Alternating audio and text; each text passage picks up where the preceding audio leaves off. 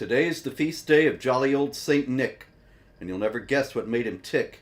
It was the spirit of love, the spirit of Christ, not the spirit of the rotten zeitgeist. So as we talk of bloody jihad, just remember, it's an offense against God. Ladies and gentlemen, welcome to This Week in Jihad with the great, the Dizzle, the David Wood. What does Dizzle mean, David? What is that all about? It was just Dizzle. it was just a it was just a joke.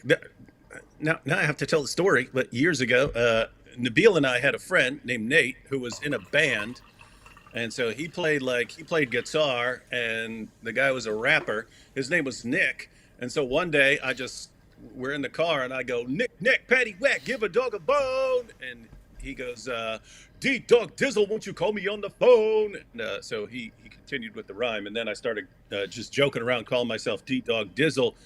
Then my kids eventually heard me, and they started calling me Dizzle instead of Dad, and that's how that. And then I just started doing it. I was mainly doing it as a joke for a while, but then it stuck. See, this is a beautiful thing. This is why it's so important for us to ask questions, because then you get right at the lore that formed the world we live in today. And that's really what it's all about. So thank you for that, David Dizzle. And I thought it was some kid, as being an old man, I thought it was some kid thing that I missed, because I have missed most of the last 20 years, except for the jihad. And so, ladies and gentlemen, we have plenty of jihad for you. This is one of our friends Yeah, who has taken to endorsing jihad these days. I don't know if you saw her video, but you see that she's talking about Quran 434 and righteous women are devoutly obedient, saying that, isn't this great, because it says men are the protectors of women. And so that makes it all yep, okay, you see. What do you think? Is she in for yeah, a rude especially awakening? yeah, especially because that's the verse that says you can beat the crap out of your wives if they're not obedient. And we look, and you'll have, of course, Muslim apologists saying, although I would guess they'll be more honest about it now, since the same people who are saying, no, this just refers to tapping her lightly with a toothbrush. It's just like this. You just give her a little tap like that. A little tap, that's all it is. The same people who are saying that were the same people who were telling us that there's no death penalty for apostasy, and Islam doesn't allow the taking of sex slaves and doesn't call for the violent subjugation of the world. It's the same people who are saying that stuff. So Muslims have gotten more honest in recent years as they realize the lies aren't working. But Muslims will still say that, this isn't. It's not like it's going to hurt all that bad or something like that. When you've seen the sources, Sahih al-Bukhari says that a woman was beaten until her skin turned green. Muhammad rebuked the woman for being a bad wife, not the husband for beating her until her skin turned green. The same hadith where Aisha said that she hadn't seen anyone suffering as much as Muslim women. She hadn't seen any women suffer as much as Muslim women. So this is Aisha, who grew up around the polytheists of Mecca, and she said, man, women had it good under the polytheists. Now we just get the crap beaten out of us on a daily basis. Yeah, and now we have woke millennial leftists saying, hey, this sounds great. They have to take care of us financially. So if they beat us a little bit, what's the big deal? We're getting the free money. And that's really what it's all about. It is. Okay. Yep. Then just so she knows, there are plenty of Muslim men out there who'd be willing to give her a crash course. But I'm not sure that her glorious pink hair would survive such an arrangement. No, it wouldn't, but it'll be under a burqa, so. Yeah, nobody would actually see it anyway. All right. This is, what's her name? Annalena Baerbock. And so she is the foreign minister of the Federal Republic of Germany. And she has now made a promise that she's going to bring in from Afghanistan special 25 Sharia judges. 4 French hens, 2 turtle doves. Anyway, 25 Sharia judges for Germany. And really, what could go wrong, David? After all, you've got Sharia, you need Sharia judges. Yeah, of course you do. And let's not forget that was Hitler's dream. That's right. That's right. He's he's the he's the one who said, "Man, if we didn't have this Christianity holding us back from the violence I really want to commit, if we had something like the Muslim religion, we'd be unstoppable. We'd conquer the world." And they're getting what Hitler longed for. Yeah, you gotta wonder, if there have been people just biding their time thinking, hey, this is a great thing. We could just bring in a lot of Muslims. They'll Islamize Germany, and we'll be right where we were hoping to be in 1935. Anyway, this is what happens when you do that. The big story of the week, David, comes, I'm sure you've heard, out of the Philippines, where during a Catholic Mass last week, there was a bombing, a jihad bombing. 4 people were killed and many others were injured. This was a mass being held in a school gymnasium, and it was done apparently in revenge for the killing of 11 jihadis by the Philippine military a few days before that. But really, if the jihadis don't kill, if the military does not kill jihadis, are the Catholic masses safe, David? No, of course not. And it's just once again, it's looking. I mean, think what do these Catholics over church have to do with what's going on? It's everything. Everything is always an excuse to attack Christians. Indeed. Ah, you. Hey, this place messed up my falafel. Dang it! Let's go kill a bunch of Christians. That's it, man. And so, but what I don't understand is, didn't Pope Frank say that Islam is peace? He just repeated this recently, that terrorism has nothing to do with the genuine Islam, and then this is how they repay him? Well, they identify as a religion of peace, Robert. Yes. Who are we to challenge or question what they identify as? Indeed, you're quite right, David. As an Asian woman, I can't argue with you on that. All right. We got out of... Oh, my goodness. So many jihads. Let's see. Where to go? There was another plot out of... Oh, this is interesting. In light of Annalena Baerbock, also in Germany... You have an Afghan Muslim migrant plotting a massacre at a Christmas market all over Germany and Central Europe and Western Europe in general. Around this time of year, there are Christmas markets. Really, they're called Christmas markets, but they're largely secular affairs in many places where people just sell trinkets and tourist stuff and food, and it's like a county fair. But in any case, an Afghan Muslim migrant, maybe a Sharia judge for all we know, he plotted a massacre at one of these Christmas markets, and there was another plot in another Christmas market. There was one in I'm trying to find the other one.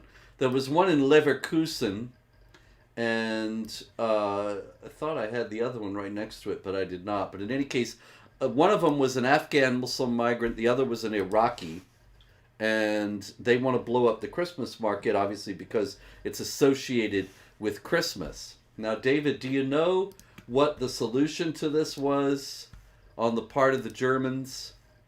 It was at Hanover. The Iraqi was in Hanover. The Afghan was in Leverkusen. And in Karlstadt, they had this great idea.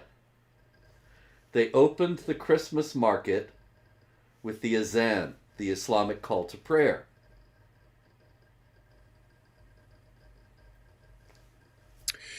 Genius move, Yep, am I what right? could go wrong there? What could possibly go wrong? Yeah, when you asked what they were going to do in Germany, I was like, I don't know, make these guys the next prime ministers, co-prime ministers of Germany, or something like that. It's got to do something.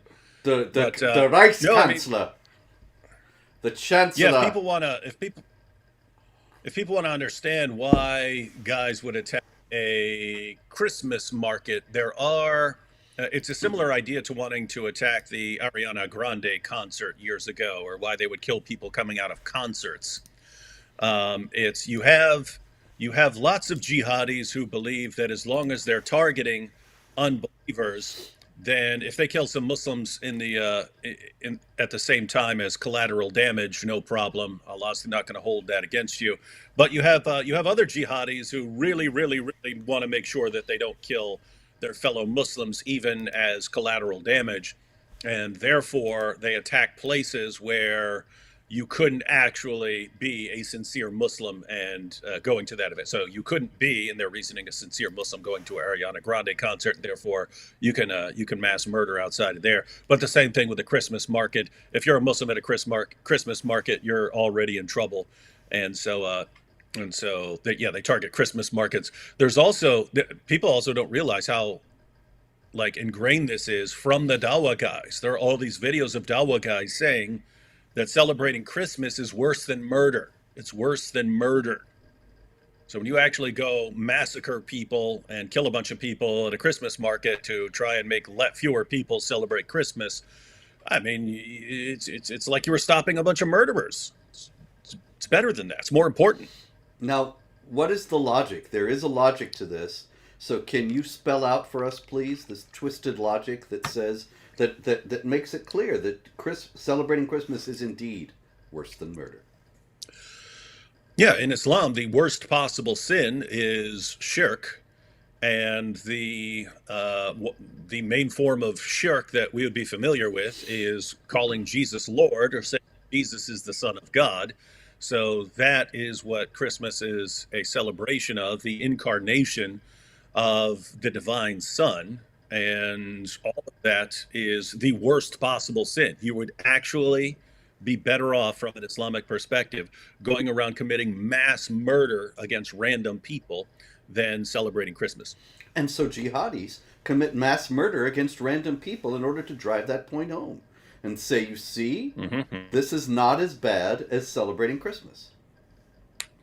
And so, Yeah, and that's just it's just important. It's important to keep in mind this is not a random fluke crazy idea by some random whack job. You could always have that. You could always have a crazy person who goes out and does something crazy. It's the Dawa guys and their scholars and their imams who are telling them Christmas is worse than mass murder. It's worse. And then these guys, oh, if I'm going to go kill someone, let's go kill a bunch of people at a Christmas market. Shocker. mhm, a righteous act. A lot of people, I think it escapes them entirely in the West that the people who do these things, they think they're doing a good thing. They think they're doing a righteous, holy deed. And so, but surely in Karlstadt, where at the Andreasmarkt, it's labeled a Christmas market in the headline. I don't know. Andreasmarkt is probably some feast of Saint Andrew, which was November 30th. But in any case, the Andreasmarkt was started by the call to prayer. That'll keep the jihadis away, right? It's sort of an antidote. Mm-hmm. Yeah, that's the magic right there. Yes. So if you just have the Islamic call to prayer at all the Christmas markets all over Europe, then you're good.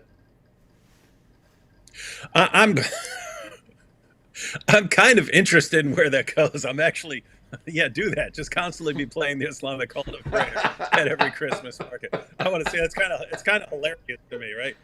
Yeah. Well, they used to have the caroling. They can get rid of that and just have the azan over and over.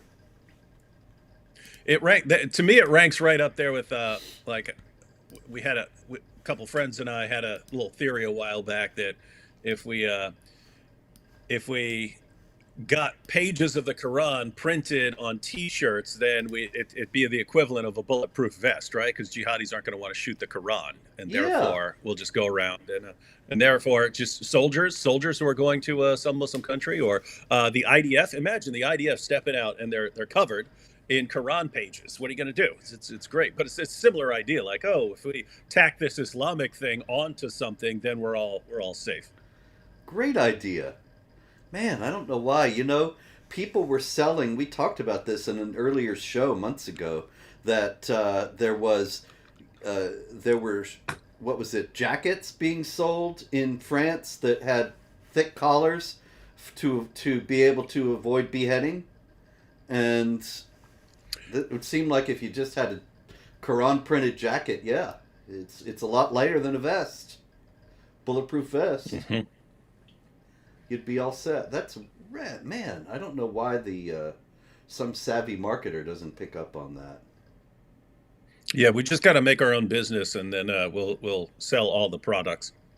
Indeed. All right, I'm looking for. Oh, there she is. This is an anonymous. I mean, I'm sure she's not anonymous, but she was anonymous in all the reports that I saw. An anonymous podcaster or YouTuber or something in India who was talking about getting makeup and I'm sure I'm going to mispronounce this, but Mendi. In any case, it's that thing in Asia where women get their hands decorated, painted with this elaborate designs, and so Hmm. this lady is talking about that and saying if you get that done, or if you get makeup put on by an unbeliever, then be sure to clean every part the unbeliever touches afterward, because otherwise you yourself would be unclean. Where would she get such an idea, David? Surely not from Islam. No, Islam's all about peace and love and tolerance, Robert. So she must have been led astray by going to Jihad Watch. That must be it. It's the nefarious influence of Jihad Watch. So They're all getting it actually, from you, Robert. the Quran actually says in 928 that the unbelievers are unclean, and so this is just standard, straight from the factory issue Islam. There is nothing unusual about it. The only unusual thing is that people don't actually realize that Islam really teaches these things. All right. And isn't it Yes, sir. it's just always amazing to me to see what Islam does to a person's moral compass, where you now get to celebrate and practice slaughtering people in the name of Allah for disagreeing with the ramblings of an illiterate 7th century Arabian caravan robber. Beat your women into submission. You can take you can go out and kill the men and take their wives as sex slaves. You can have sex with 5-year-old girls. All this stuff. You're all good as long as you don't eat pork and you go around condemning Christmas and say you're good. And that's, I mean, they buy this. They buy this. This is what the Almighty Creator of the universe is obsessed with you living and breathing and thinking and walking and talking and even going to the bathroom like a 7th century Arab. Other than that, you can mass murder, rape, molest little kids, do all that stuff. You're good with the Almighty as long as you do it all while babbling in your prayers in Arabic. But he actually wants you to do those things under some circumstances. It's not just Hmm. that you're allowed to, but if you do it, then you'll be praised. Just like when Muhammad would ask his followers to take care of the poets who made fun of him, and they would murder them, and he would Hmm. reward the murderers. Hmm. All right, we have 6 juveniles, 6 teenagers, apparently, in France, and they plotted to massacre an entire French village. They said, you can kill the whole village in one night.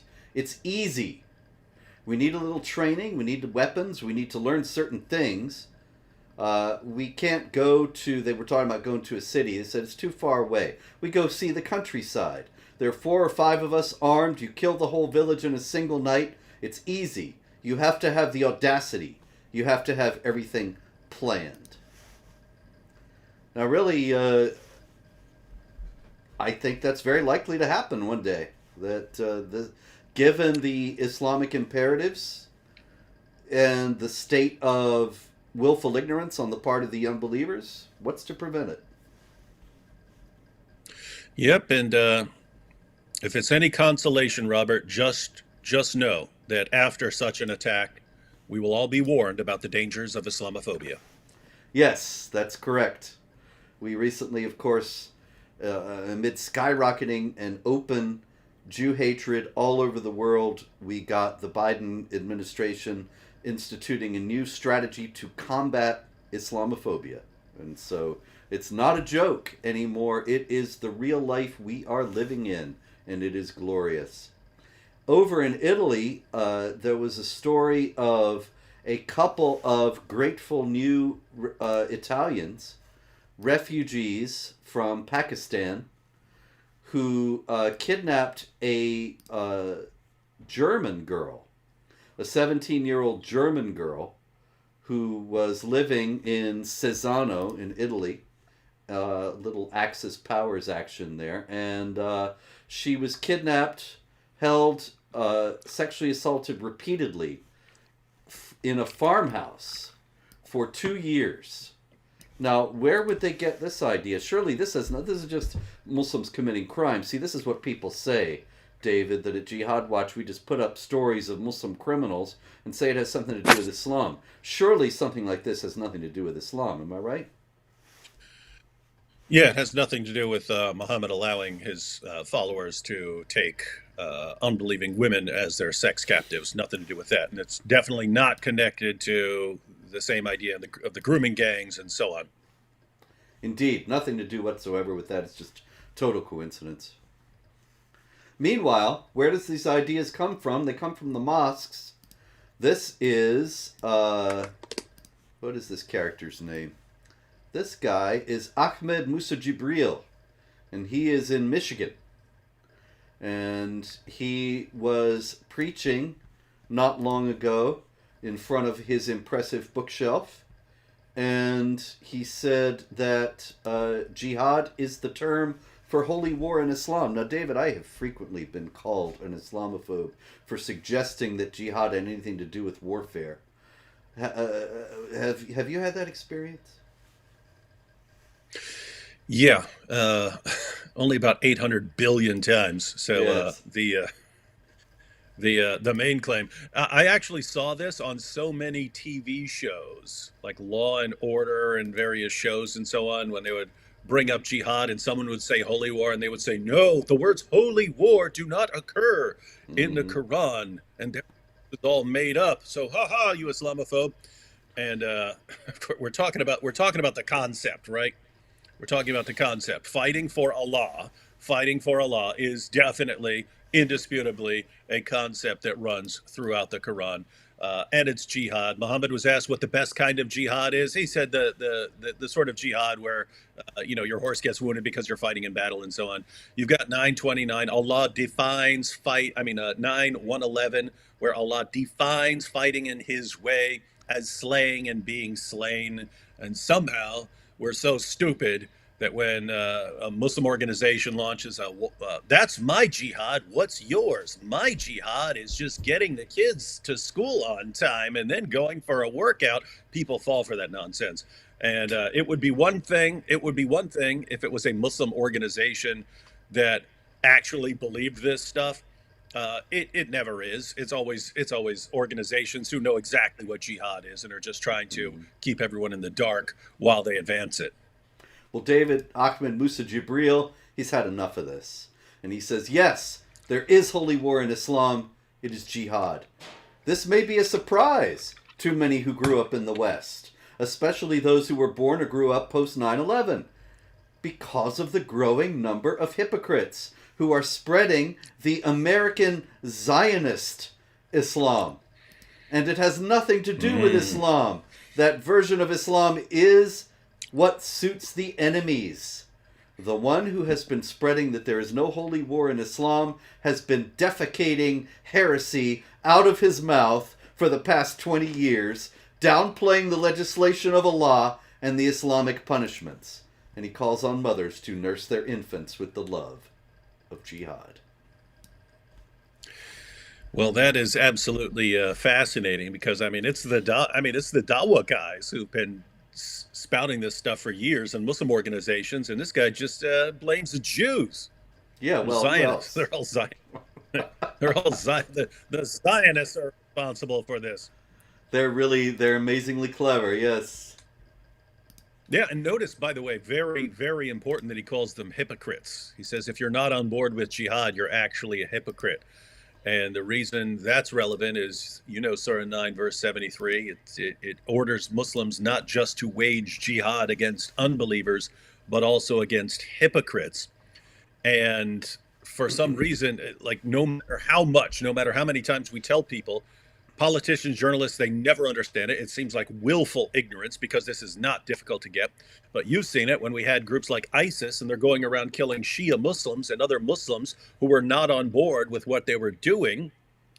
They regarded these people as hypocrites and killed them in accordance with Surah 973. And then what did Western politicians and journalists say?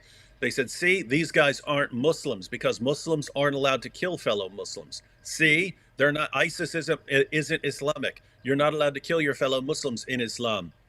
Not realize it's a command, people. It's a command to kill hypocrites. So it's actually very dangerous when this guy's saying, "Hey, all these Muslims saying jihad isn't about slaughtering unbelievers in the name of Allah. They're hypocrites." And this is the reason this is so dangerous is this is how quickly things can shift. Right? You can have a population where 98% of the Muslims are saying Islam is all about peace and so on. As soon as the call for jihad goes out and the Muslim leaders announce, oh, by the way, if you start babbling, if you start talking about peace now, we're going to classify you as a hypocrite and we'll kill you too. Suddenly, positions change real quick. Yep, and it's having an effect. That guy, remember, Ahmed Musa Jibril, he is in Michigan. And so he is preaching to young Muslims in Michigan that they should love jihad and that jihad is warfare. We are likely to be hearing from one or more of the people in his congregation eventually. Meanwhile, there was a story out of Las Vegas. A 16-year-old boy, he converts to Islam, and then he starts talking about mounting lone wolf operations against enemies of Allah. Once again, you got to wonder, and authorities never care. They don't go to the mosques. They don't look into where he might have gotten this idea. They say, oh, he was radicalized on the internet, and that's that. Yep, and he's 16. Yep. He's going to get a slap on the wrist. And then he'll be out. Yeah, he's going to do years learning more about Islam and doing prison dawah. And then he's going to be released back into society. What could possibly go wrong? Nothing. Absolutely nothing. Speaking of being released back into society, the other big story this week is Armand... Oh my goodness, what's his name? Armand Rajabpur Miandoab. And there he is. Armand Rajabpur Miandoab. And he is the guy who screaming... I bet you guessed it, Allahu Akbar. He murdered, he had a knife and a hammer, screaming Allahu Akbar. He murdered one person and he injured two others. As it turned out, he had been arrested before for terrorist activity and was released because, of course, we don't want to be too harsh with these people. What's interesting about Armand Rajapur Miandoab is that he is from Iran. His parents are from Iran, but they were secular people fleeing the Islamic Republic, and he converted to Sunni Islam in France. And that reminded me of somebody we know. Oh, good old Daniel. Yeah, I think if anybody among the propagandists is a candidate to go for violent jihad eventually, I wouldn't put it past that guy. But in any case, certainly Armand did. And the thing is, they had him. He was on the watch list. He was a previous offender, and yet he was free to walk around with a knife and a hammer, screaming Allahu Akbar, killing people, because he was classified as mentally ill. Um, or because he was classified as someone who is not going to spread COVID. Yes, he was wearing his mask. Mm-hmm. You gotta love him for that. But in any I'm, I'm, case, ju- I'm, I'm just saying, if he's worried about not spreading COVID, is that really someone who's going to kill a bunch of people? Come on. yes, clearly he's a responsible individual. He's reformed. So anyway, that's the. There's a lot of anger about this. It's interesting to me how sometimes these things catch attention and sometimes they don't. David, how many times how long have we been doing this? A year or two, right? Because before the ones on my channel, there were the ones on your channel. Must be a couple years. Mm-hmm. Now it's not every Yeah. week, but it's quite a lot of weeks. We must have done 50 or 60 of these, and there's so many stories about Muslims in France, jihadis, shouting Allahu Akbar on the street and stabbing random people. So many of those. There's probably been one in practically every show. And yet this one, suddenly everybody's all upset. And are saying that it's a terrible thing that he was let go. It's a terrible thing that he was classified as mentally ill. Well, where were they for all the other ones? Yeah, I think a light switch has gone on for at least some people. I'm not sure it'll last, but I think a light switch went on after the recent Hamas attacks and seeing how Muslims reacted to it. You think, oh, everyone's just going to come out and condemn this attack, killing women and children and so on. And then they find people around the world and people in European universities and so on who are all celebrating it and praising it. And I think they're catching up. Wait a minute. Maybe this Robert Spencer guy was right all along. So I think some people are catching on. I think that's got a lot to do with Geert Wilders winning so many seats and Oh yeah. things going on and in other places as well. But yeah, seems like some people are going to catch on. The question is whether the politicians and journalists and educators of the world can crack down enough to silence everyone. Yeah, well, that's the race. That's the race we're in now. Whether there will be general awareness enough to break the stranglehold of those who want to criminalize honest discussion of Islam and jihad, or whether they will succeed in shutting us down, in which case I will see you in the gulag, David, or maybe we'll be in separate ones. I don't know. Anyway, I'll be running that place. Been there, done that. all right. Actually, this is a case in point for what I was just talking about. In France, also last week, got no attention whatsoever. This Moroccan migrant is at a food court in a mall. And I think, wait a minute, they got food courts and malls in France? France is supposed to be higher class than that. You should have been eating brie at a sidewalk cafe. But anyway, they got a food court at the mall. So he's at the Orange Julius or whatever. And he sees this elderly couple in their 70s. And he stabs them. Where do you think he stabbed them, David? Have not heard this story, but I'm going to go with right here, Nick. 100% you were still Well, right all the time. And that story got no attention whatsoever. And yet the perpetrator, the unnamed perpetrator of that one, I can guarantee you, I never met the man, and I have not talked to him, but I guarantee you with 100,000%, he's got exactly the same beliefs and outlook on everything as Armand, whatever, that guy, Mask Man. Armand Rajapur Miyandoab. He sees completely eye to eye with this Moroccan, and yet he's the guy everybody's upset about, and nobody's paying attention to this Moroccan at all. Well, a couple more people are a small price to pay for our religious diversity, Robert.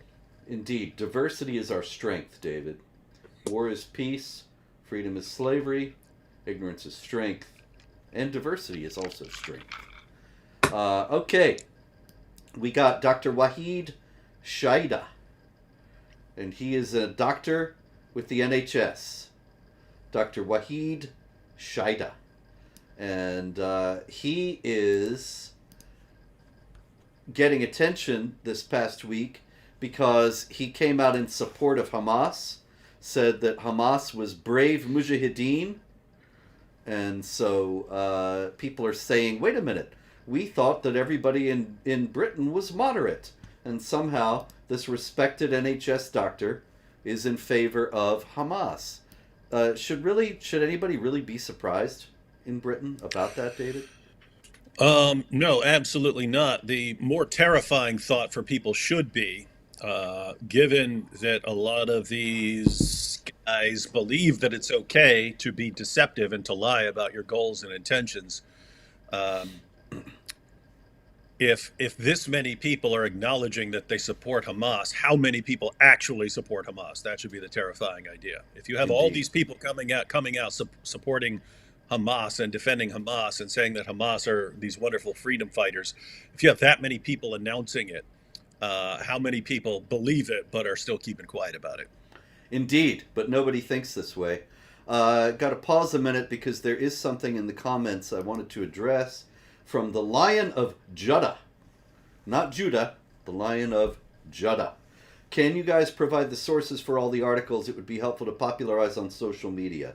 Just want to say, for those of you who are not aware, I kind of take it for granted that everybody knows, but you may not. And that is the fact that I operate a website, a news website, called Jihad Watch, which is at jihadwatch.org. And it is updated many times daily with news and commentary about jihad activity.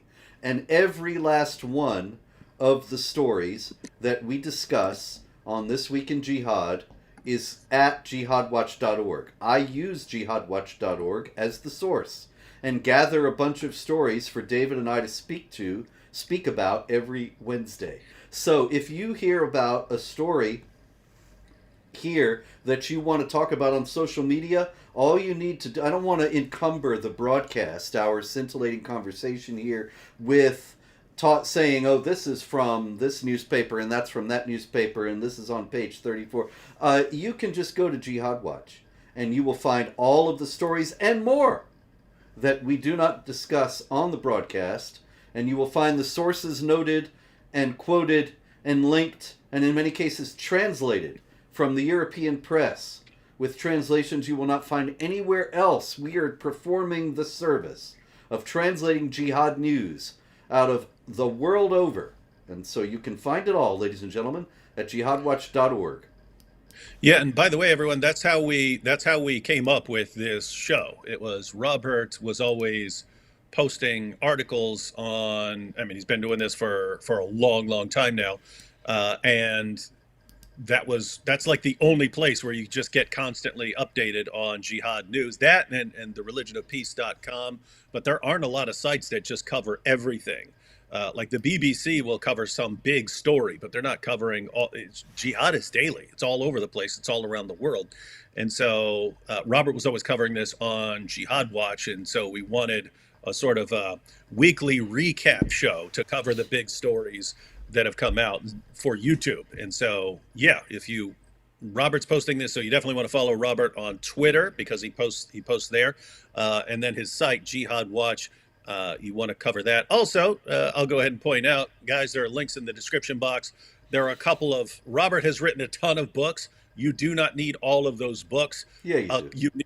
You need a couple of them. You definitely need the Critical Quran. You definitely need the history of jihad. And given what's going on in the world today, you definitely need the Palestinian delusion. You need all those just to understand what's going on in the world and to give you a kind of, you've got the news. That's like the symptoms. That's the fruit of what's going on in Islam. So you got to be aware of what's going on in the Quran and what's going on with the entire history of jihad and how this is all connected to the stories that come out endlessly, so much so that we could do this indefinite. We could do shows indefinitely. We could do 5 or 10 hours a week if we wanted to go into more detail on the attacks. So it's just like we're given like bare minimum here in this show. So you definitely want to get one of those books and or several of those books. And there's a link to Robert's Patreon there if you want to support his reporting. Thank you. And oops, little aside there. Also, David, just permit me for a minute because I don't have all those videos. Oh, it's gone. But somebody was saying they were reading my new book, and I did want to let you all know it's a little bit. Actually, there's quite a lot of jihad in this. It's called Empire of God, How the Byzantines Saved Civilization. It's a history of the Byzantine Empire, which held off the jihadis, exactly the same jihadis that Israel is dealing with now and that the United States was hit by on 9/11. For 800 years, they held them off, allowing for the creation of the civilization of Western Europe, or Western civilization. Also gave the Western civilization many of those. Western Europe gave, the Byzantines gave Western Europe many of those ideas, so you might be interested in checking that out. There are a great many things we could learn from the Byzantines, including about resistance to jihad. But meanwhile, the jihad continues to spread, David. Wait, one second. Wait, yes, one sir. second. I just have to be fair. Oh, yeah? To be fair. To be fair.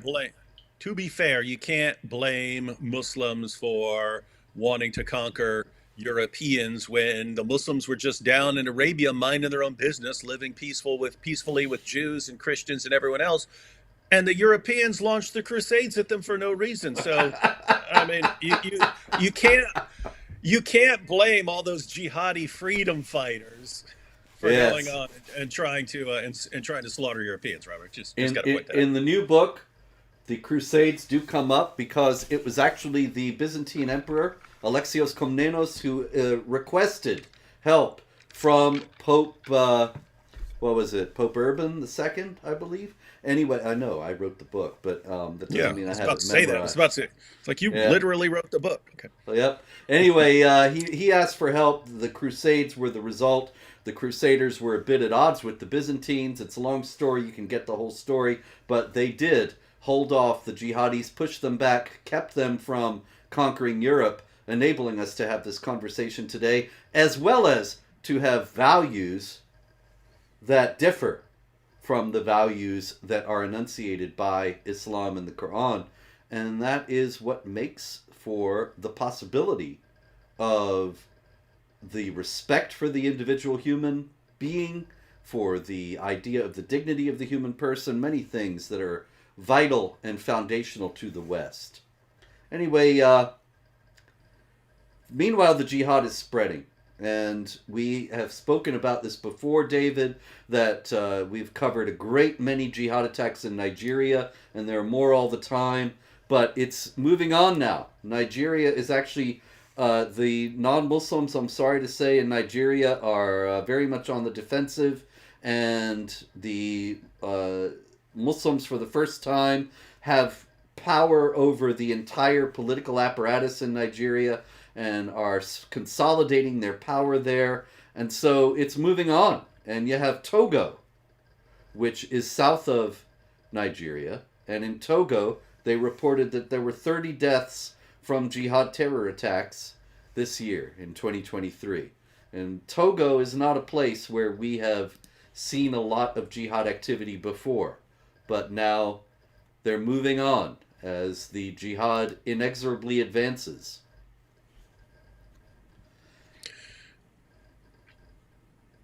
We have the color green, for example. You know, the many flags of Islamic states are green because Islam is always in springtime. It's always growing. It's always expanding. And so that's what we see with the 30 deaths in Togo. All right? And so, where is this guy? The French, nope. That's not the guy. Hold on. Oh, here he is. I know I have his picture. That is Hans Georg Maassen. It's one of those cool double S's that looks like a B in German. Maassen. The S And set, yeah. yeah. What is it called? I think it's called an S set, but that was like 20 years ago when I was in German. But S set. Yeah, that's excellent. That's great. There's Hans Georg. And he is the former domestic top spy chief. And he said, interestingly enough, a completely different culture is approaching us. And I thought, approaching us? What are you talking about, Hans? They're there. Hans Georg. They're there. We are not at all prepared for this, that's for sure, as we're incapable of resolving conflicts even by means of violence, as family clans do from Arab states. These people resolve conflicts by violence, whereas people in Central Europe think this can only be done through the courts. The Europeans, he says, will succumb to Islam. On the one hand, because they're unable to see this conflict coming, and on the other, because they're incapable of resolving conflicts in a similar fashion. The end result will be the gradual destruction of our European cultures. And he says that Europe will be completely Islamic by the year 2200. I think, unfortunately, Hans Georg is a bit optimistic in that it's likely to happen far before 2200. What do you think? I actually don't think it's going to happen at all. I think Islam is actually too weak and too bumbling and too divided to actually do it. It's just we could have resolved this very peacefully, and then those peaceful resolutions are constantly pushed aside and called Islamophobic. Meanwhile, Europeans are going to get to a point where they just decide, no, we have to fight over this.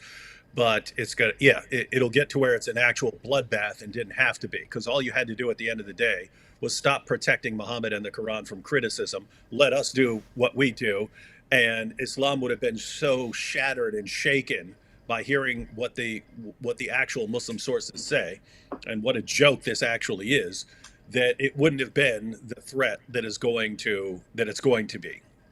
And so, could it happen peacefully? Peaceful options were all constantly shoved aside. I'm still hoping for peaceful resolutions, but there's also this thing called human nature, and if you push people far enough, eventually, you just saw it with Geert Wilders. If you tick off enough people, if you get enough terrorist attacks, politics will swing in a totally different direction, and things will change. So yeah. Well, this is great, David. This is fantastic. I love this. A happy ending. So you're saying that you think that the jihadis come into Europe, Islam comes into Europe in a big way, and then collapses from within, from the sheer pressure of its illogic, its cruelty, its irrationality, and so on. Am I right? Yeah, they can't get along. I mean, just look at them.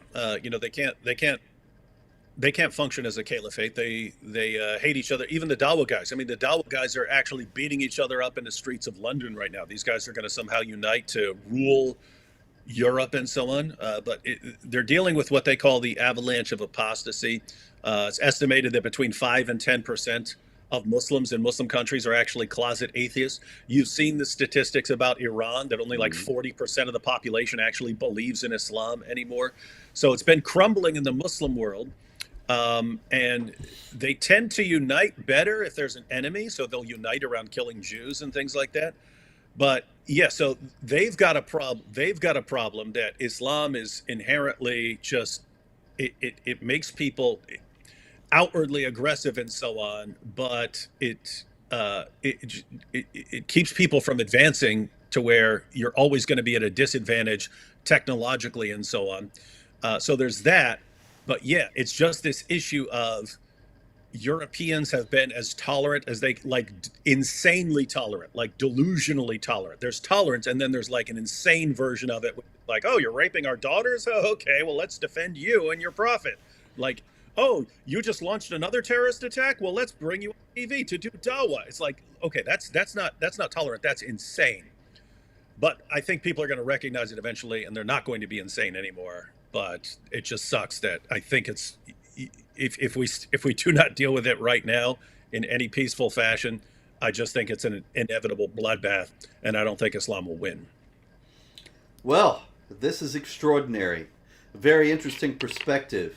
One of the biggest obstacles to your assessment, of course, is the absolute pusillanimity of the Europeans, as we see also from a new story out of Germany. Yet again, eight Muslim gang rapists, all of them juveniles, gang raped and assaulted a 15-year-old German girl, and in Hamburg.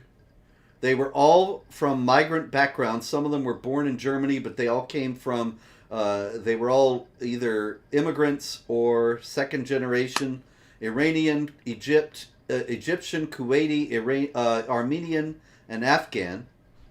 And they were given suspended sentences. Now, I would submit to you that if they had been natives and they treated, if they committed a gang rape of this scale and treated a girl in that way, that they would have been given very large sentences. Oh, especially if it had been against a Muslim girl or something like that. Yes. Yep, would And have been. so, yeah, it would have been worse. Yeah. Also in Germany, this is the Armenian Genocide Memorial that was in Cologne,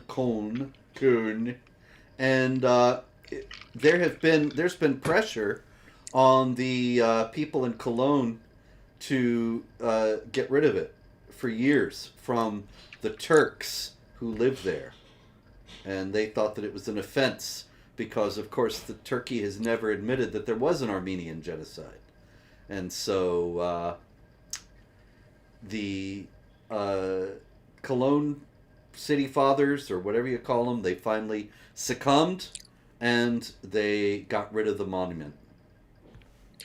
Well, as you know, Robert, Hitler was actually inspired by the Armenian genocide. It showed him, like, if you would have asked someone back then, hey, can you just round up an entire population and haul them off in cattle cars and kill them?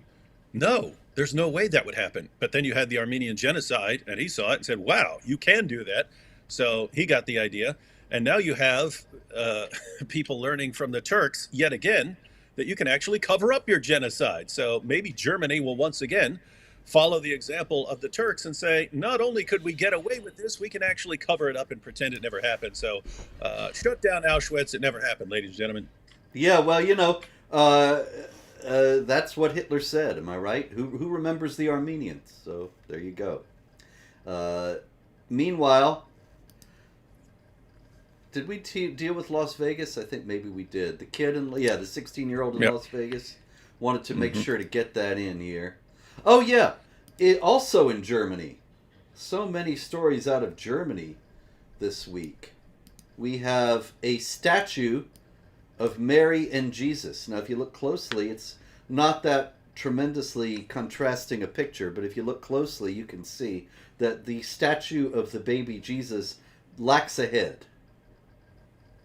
And the statue of Mary lacks a right hand. Now, nobody knows who did this, David. Nobody has any clue as to who might have done this. Do you have any ideas whatsoever? Do you have any possible hunch that might clarify what could have happened here? One word, Robert. Mormons. Mormons, of course. I don't think they like that kind of statuary. Although, on the other hand, I remember driving by the big temple in Salt Lake City one time, and they have an angel, if I recall correctly, an angel with a trumpet on the top of that. So I'm not sure they're completely against statuary of sacred figures. Yeah, but they're fed up, Robert. People have been making fun of them for years. They even did that Broadway musical making fun of the Book of Mormon. And so, if you just keep insulting someone's religion, they inevitably just slaughter everyone else and destroy statues. So, yes, Mormons. I'm going with Mormons.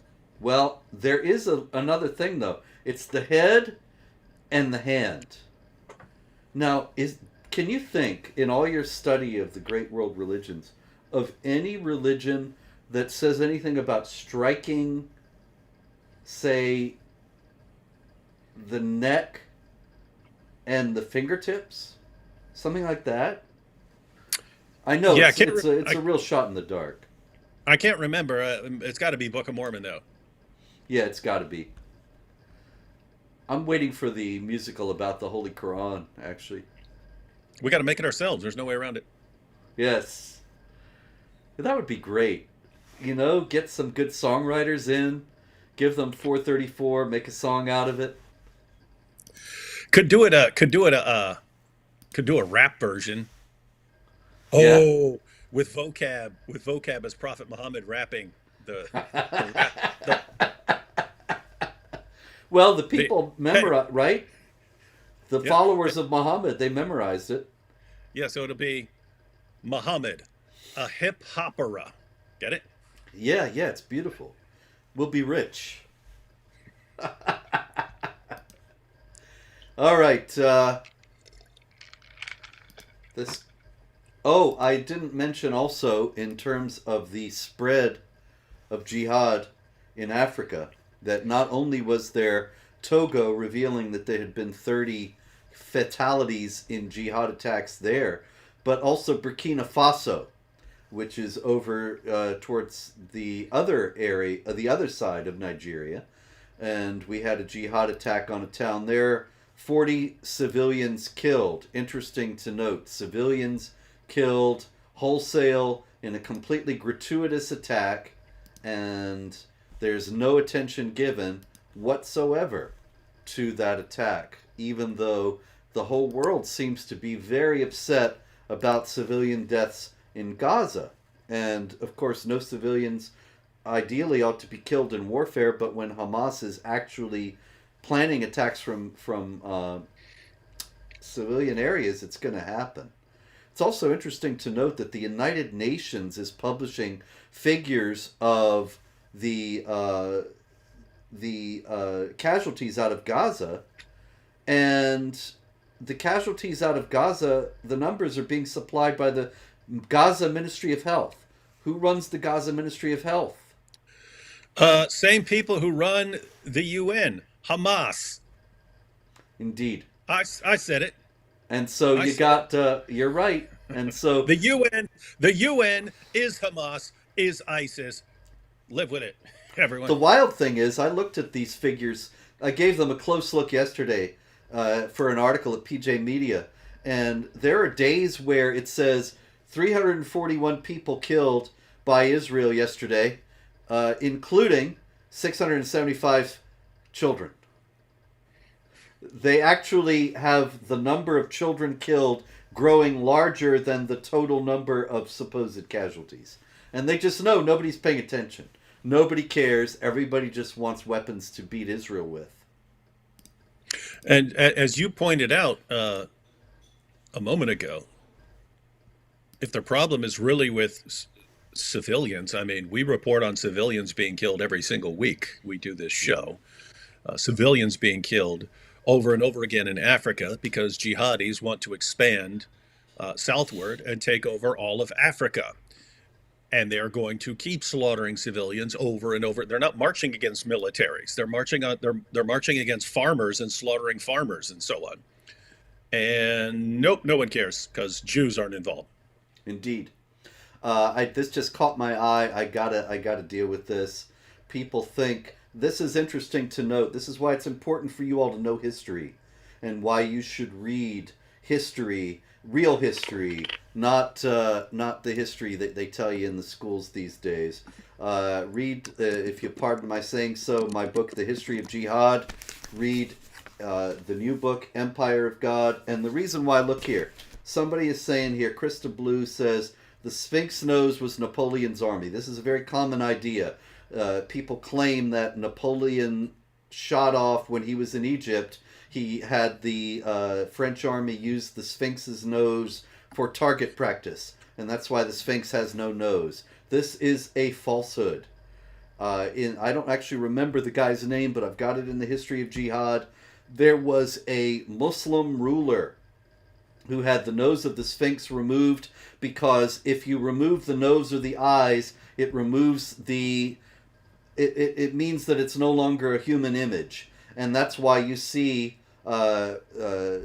Byzantine icons and all manner of Christian art, and the eyes are removed often, or the nose broken, because that means it's not a human image anymore and not a temptation to idolatry.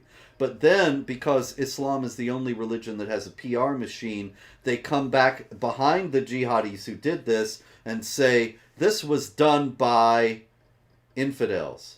And you find the same thing happening today. That nowadays Hamas kills all these Israelis, and then a few days later we hear people saying, oh, it was the Israeli army went in and killed them all. Well, this is just the same displacement of responsibility. And you need to be armed with genuine history and the real facts. That's why we're doing shows like this. Yeah, I just looked it up to verify, because I will question even you, Robert. I will Even question me. even you, because I don't know what kind of expert you are on the Sphinx, right? Yeah, No, you I did a studied. lot of research on this. Yeah, so yeah, I looked Who it was up. the guy? You got it? No, I looked it up with this, yeah, the Smithsonian website. So I went to the Smithsonian because they deal with artifacts and so on. It says legends have passed over hundreds of years regarding the simple omission in this photograph of the Sphinx, blah, blah, blah, part of Gaza Pyramid complex in Egypt. Where is the Sphinx's nose? Many of us have heard the tale that a cannonball fired by Napoleon's soldiers hit the nose and caused it to break off. Sketches of the Sphinx by the Dane Frederick Louis Norden were created in 1737, well before the era of Napoleon. These drawings illustrate the Sphinx was without a nose and clearly contradicts the legend. So we have drawings of the Sphinx before Napoleon, and it had no nose. So what happened? Well, they give the answer. The Egyptian Arab historian al-Makrizi wrote in the 15th century that the nose was actually destroyed by a Sufi Muslim named Muhammad Saim al-Dahar. In 1378 CE, Egyptian peasants made offerings to the Great Sphinx in the hope of controlling the flood cycle, which would result in a successful harvest. Outraged by this blatant show of devotion, Saim al-Dahar destroyed the nose and was later executed for vandalism. Whether this is absolute fact is still debatable, so they're not even positive about what the story was back then.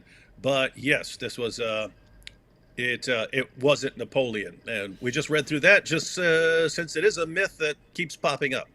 Yeah, it wasn't. If it wasn't that guy, I guarantee it was another jihadi, because they're the only ones with the motive that they need to remove the power of the Sphinx to inspire idolatry, and that means they have to make it not an idol by removing its human characteristics. So you read the history of jihad, you'll find this stuff out, ladies and gentlemen. It is carefully and abundantly documented so that David can check up on everything that I assert in it. All right, we have had a busy week of jihad, and I thank you all for being here and surviving it. And I pray that you will survive yet another week that will be no doubt filled with more jihad. And we, God willing, will be here to tell you all about it next week. Well, you don't think so, David? No, it's Christmas. Well, they're not going to attack during Christmas. Come on, Robert. Yeah, you're right. They're It's a too holy month. busy It's a holy month. It's giving a the holy call month. they're giving the call to prayer at Christmas markets. They're not going to attack. Everything's going to be okay now because the Germans have it under control. Thank you. Until next week, pray, hope, and don't worry.